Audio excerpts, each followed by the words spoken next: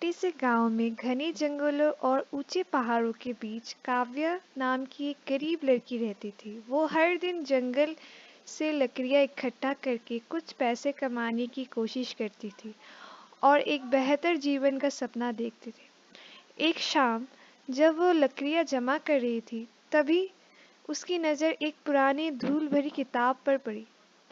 अजीब बात यह थी कि किताब हल्की चमक रही थी। यहाँ ये कैसे आए? उसने कहा। उसके कवर पर लिखा था, जादुई किताब। पेड़ के सामने बैठ के काव्या ने किताब को खोला तो उसने देखा कि सारे पन्ने खाली थे। वो निराश हो गई। तभी किताब चमकने लगी और बोली, क्या तुम अपना जीवन बदलने के लिए तैयार हो? हिचकिचाते हुए काव्या ने धीरे से कहा, हाँ। अगले ही पल एक सुनहरी रोशनी ने उसे घेर लिया और वो एक जादुई दुनिया में पहुंच गई। अब काव्या जादुई दुनिया में आ चुकी थी, जहाँ बड़े बड़े और सुंदर महल, रोशनी से भरी नदियाँ थी। फिर किताब ने कहा, तुम्हें अब 3 परीक्षाओं को पार करना होगा। परीक्षा। अंधकार में जंगल, जहाँ लोग जितना डरते समस्या उतनी ही बढ़ती जाती।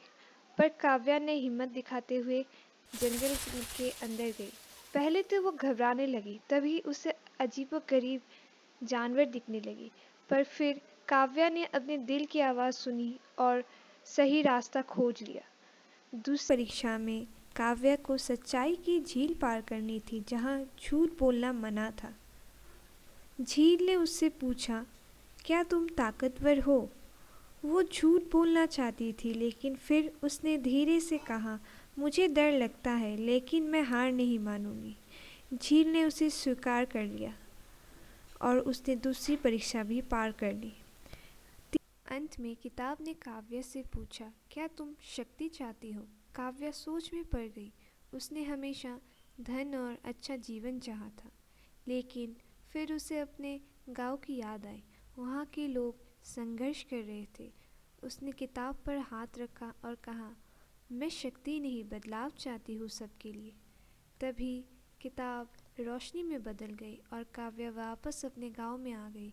लेकिन सब कुछ बदल चुका था। खेत हरे भरे हो गए थे, गांव में महल होने लगे थे, सभी बहुत खुश थे और काव्या भी इसे देखकर बहुत खुश होने लगी और अपना जीवन खुशी खुशी बिताने लगी।